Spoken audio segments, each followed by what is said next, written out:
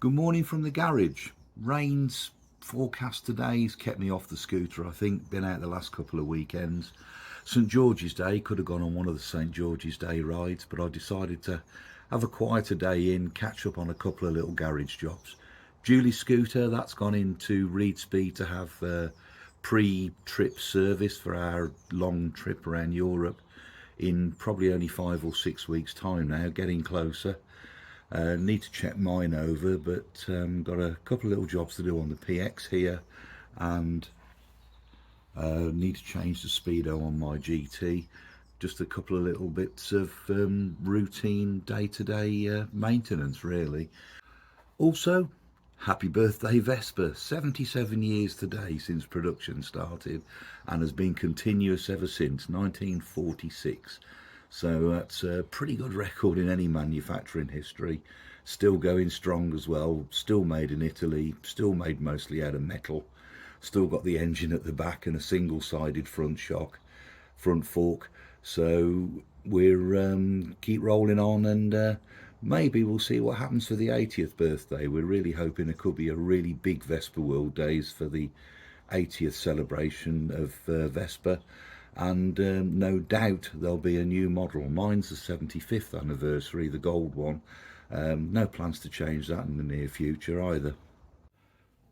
First job today, hopefully nice and simple, is I'm going to fit some mirrors onto Julie's PX. She's ridden it a couple of times, but I think she'd prefer the security of having rear view mirrors rather than relying on having to look over the shoulder. The most modern style of the PX here has a slightly different mirror fitting to the older Vespa scooters.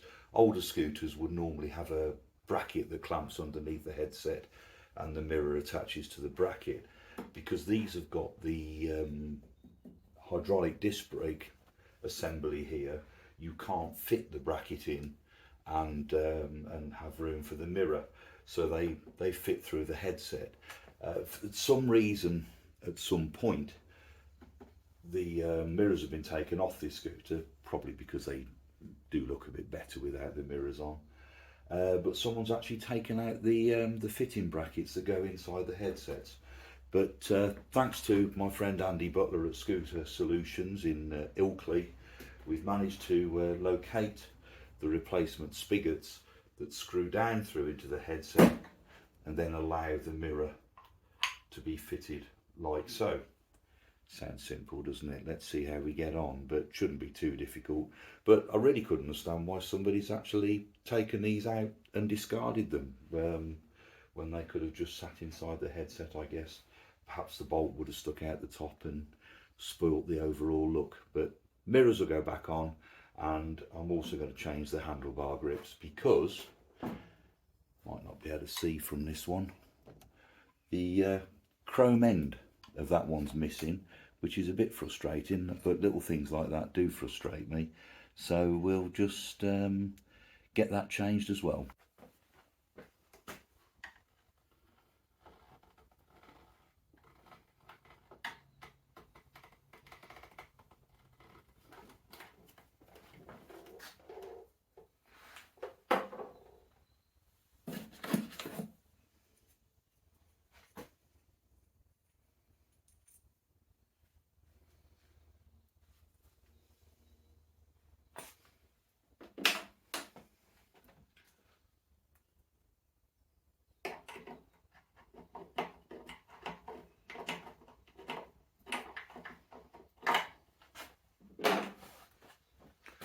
Unfortunately, looks like it's going to be a headset out job. That was more difficult than I anticipated. What I ended up having to do was to actually slide the whole throttle tube assembly out in order to get the spigot into place, but otherwise you can't screw it past the bit that turns the throttle cable. Rest of it should be reasonably simple, but that could be famous last words. Just a case of putting the grommet in place, the lock nut on top, just thread that loosely, the mirror drops in place, and then we just lock up the bolt there to adjust the mirror to however it suits. And then there's obviously a bit of adjustment on the mirror arm itself as well. So I'll fit the other one and then we'll have a look at the grips.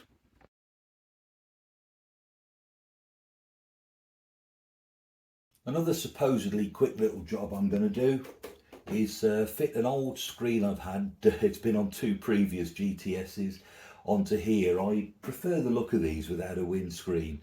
I also prefer them without racks, etc. But you do have to be practical, and we are going on a doing some fair few miles this summer, and the screen does help keep the wind off your chest. My situation being a bit taller, it just seems to blow it up under my chin, but it does give you a bit of weather protection and a bit of wind protection, particularly if you're doing a few motorway miles. Now, should be the simplest job of all. Just slots into 2 bolt holes here, and they're self-tightening bolts. And I've had to just move this camera mount slightly, and as always, the simplest little jobs prove to be the most fiddly.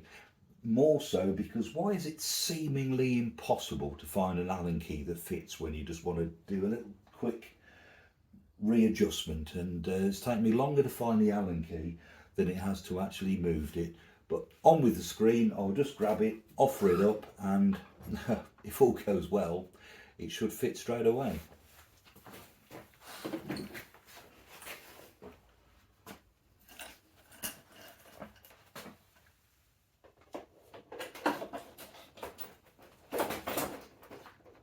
There you have it.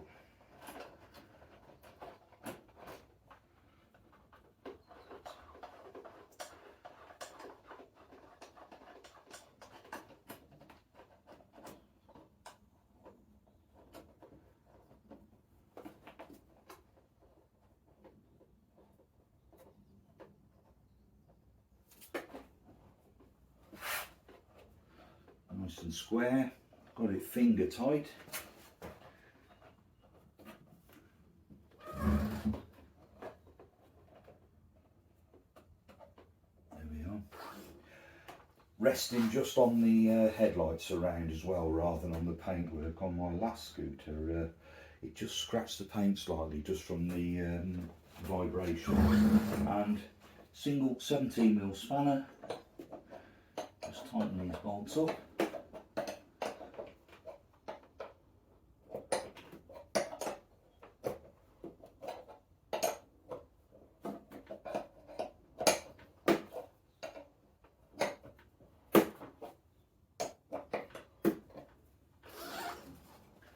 And there you have it.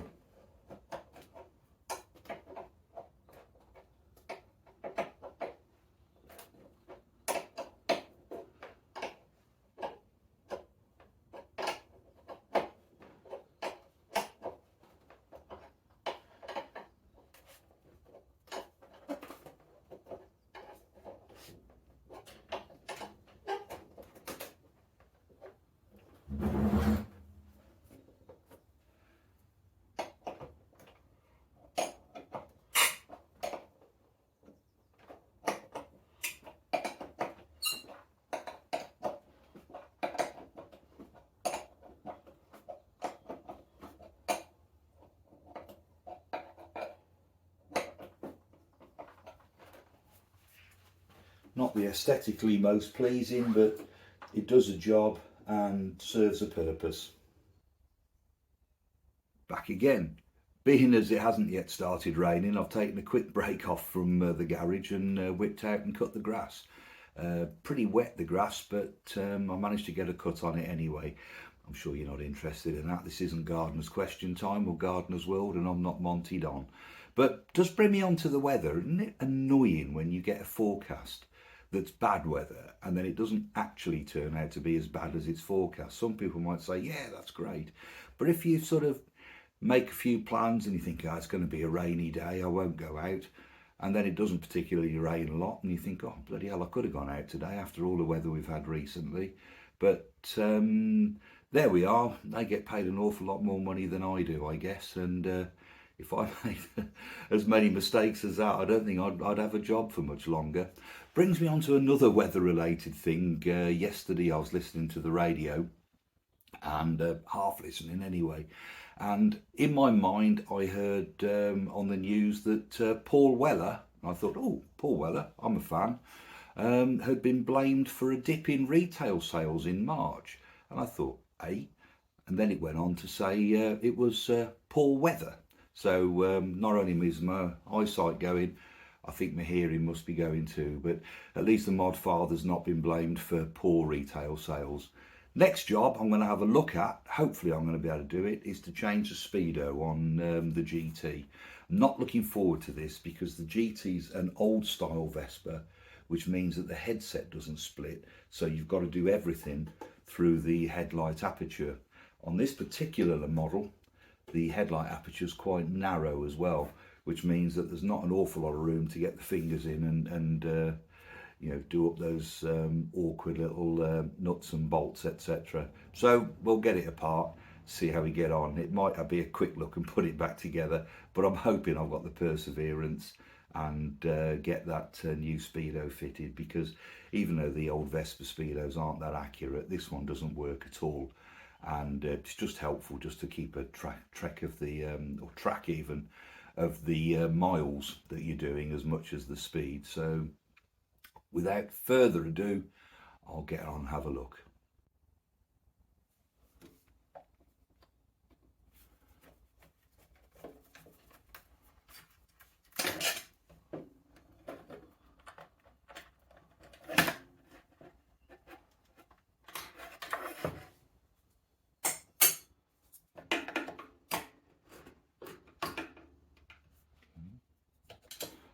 Perhaps it might not be too difficult.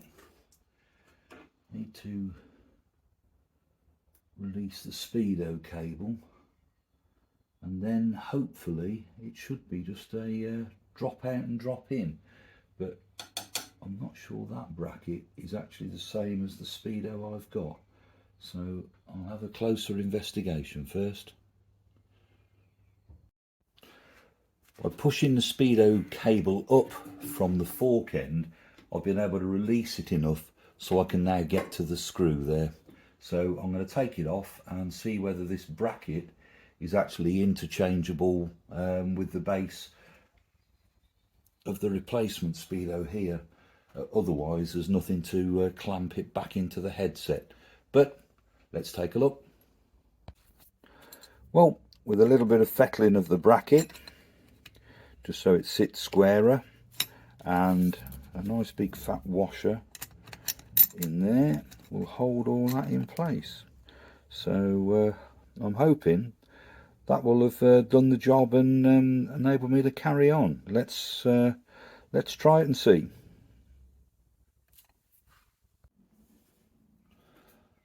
Reattach the speedo cable.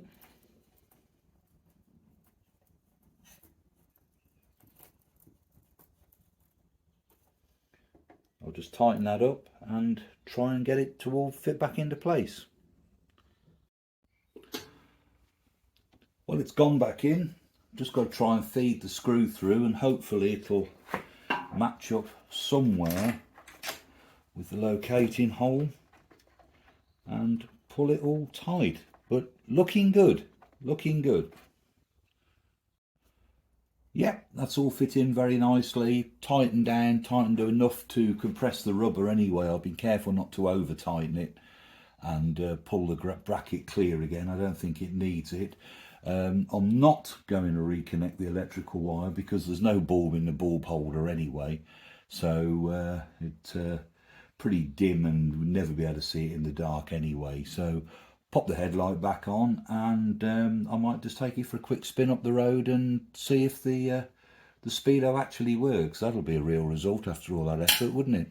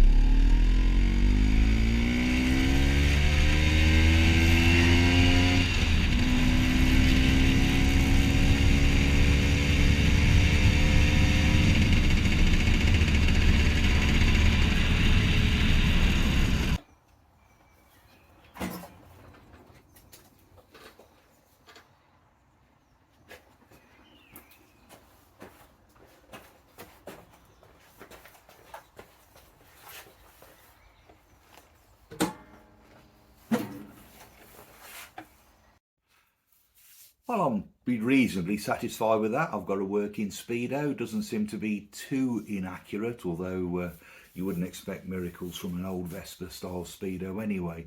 And that was quite a cheap one, so more than anything, I'm just relieved that it actually works.